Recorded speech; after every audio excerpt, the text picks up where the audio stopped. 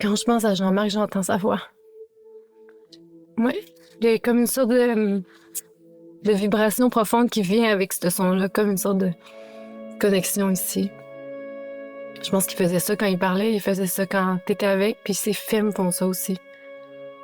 Je pense aussi qu'il avait mis le doigt sur quelque chose, une recherche de vérité, d'amour, de connexion, d'authenticité, de célébration. 2-3 ans avant la mort de mon père, on se retrouve, mon frère, mon père et moi, dans des funérailles. Puis j'ai mon père qui nous dit à les deux, mon Dieu, j'espère que vous n'allez pas célébrer ma mort de cette façon-là. Il semblait trouver ça plate, le modèle traditionnel des funérailles. Puis il disait, j'aimerais ça un party. Il voulait un gros party. Alex nous a approchés avec une idée de célébrer la vie de son père et vraiment d'avoir un portrait de l'homme comme cinéaste, comme visionnaire. Après sa mort, mon frère et moi, on s'est dit comment on pouvait réinventer un petit peu la roue comme il le voulait pour ses funérailles. Puis, en faisant ma recherche, je suis tombé sur le FI. C'était un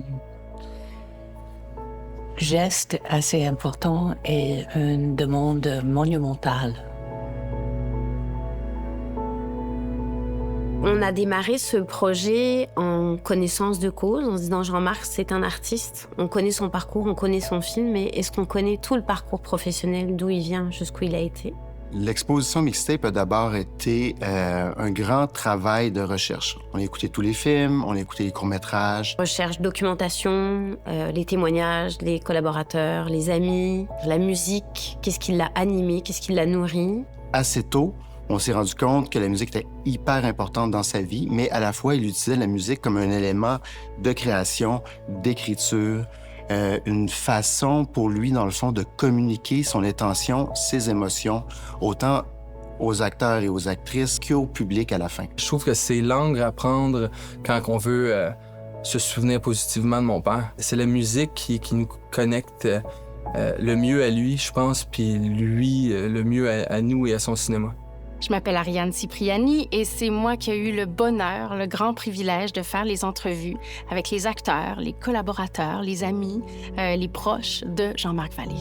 C'est des gens qui ont eu une vraie rencontre avec Jean-Marc parce que chacun, autant les acteurs québécois que les acteurs français, que les acteurs américains, ça a été une expérience marquante parce qu'ils n'avaient pas tourné de cette façon-là. Jean-Marc était quelqu'un de très passionné et avec une confiance dans son intelligence, puis une confiance qu'on peut laisser aller toutes les émotions, parce que Jean-Marc va les accueillir. Ça faisait plaisir de parler de Jean-Marc. Ça faisait plaisir parce qu'on le voyait dans les yeux, on le voyait dans l'emballement, dans le ton, dans les larmes aussi. Tous ceux et celles que nous avons interviewés nous ont donné ces témoignages-là qui étaient vrais. Puis, on a essayé dans la même empathie, dans la même générosité, de créer des dispositifs qui allaient permettre de transmettre cette émotion-là, cet amour-là, cette générosité-là, à la fois celle de Jean-Marc, celle de ceux et celles qu'on a interviewés, qui nous ont partagé leurs souvenirs, de la même façon. Plus le temps avançait, plus on recevait du contenu et plus il fallait rester sensible par rapport à ce qu'on recevait comme contenu.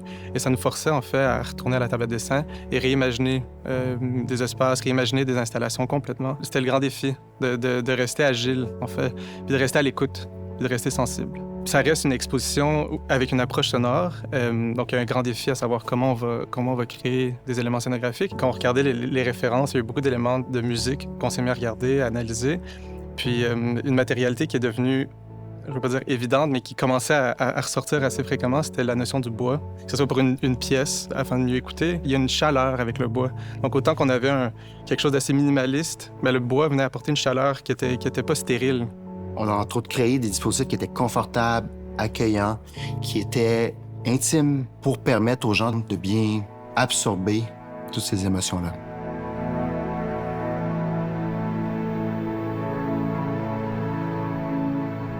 Derrière chez lui, on passe dans une ruelle, puis il était comme l'album de Bob Dylan, c'est Jessie derrière chez nous. C'est tellement. Oui, c'est ça. Je suis encore très ébranlée. J'ai l'impression d'avoir passé un moment avec lui, avec les membres de sa constellation. Ça fait énormément de bien d'entendre sa voix. Puis j'ai l'impression aussi que le prisme des témoignages sont une sorte de... à l'image de la pièce en cercle, comme une sorte de cercle autour de lui, comme si chacun voyait une petite facette, puis qu'il y avait quelque chose d'assez global, puis chaleureux de ça. Je me sentais bien. J'avais le goût de passer du temps dans chaque espace. Un peu comme quand on était avec Jean-Marc, le temps s'étirait puis on avait le goût. C'est ça, que le temps s'arrête. Quelque chose de chaleureux, de flottant. À son image aussi, là, festif à la fin. Rock, joyeux, lumineux. Vraiment l'impression que c'est une place pour aller vers lui. Où on le retrouve. Écoute, j'ai été frappé émotionnellement, moi, en rentrant dans la première pièce de l'exposition. Je me disais, oh mon Dieu, man, on frappe fort dès le début, puis j'étais ému, j'étais touché, puis je trouvais ça beau de ressentir, tu sais, la tristesse, mais liée à de la gratitude, puis c'était encore mieux après quand que l'humour venait te chercher, parce que j'ai ri à plusieurs reprises aussi, tu sais, ça fait plaisir, puis c'est drôle d'entendre, tu sais, les personnes que tu as vues collaborer avec ton père, que tu as rencontrées, puis d'avoir justement leur façon d'expliquer leurs souvenirs, ouais. Je pense que c'est important que les gens partent avec une compréhension de la passion pour la musique que cet individu avait. Ce qu'on a voulu créer, c'est vraiment une exposition, une expérience accessible, gratuite au public, pour, j'ai envie de dire, ouvrir tout ce qui était, puisqu'on pense que Jean-Marc aurait aimé partager, vraiment. J'espère que les gens vont sortir de cette exposition-là avec un petit surplus de vibrations, un petit surplus de « Wow, quelle chance, je suis vivant » et de profiter. De profiter de tout prendre.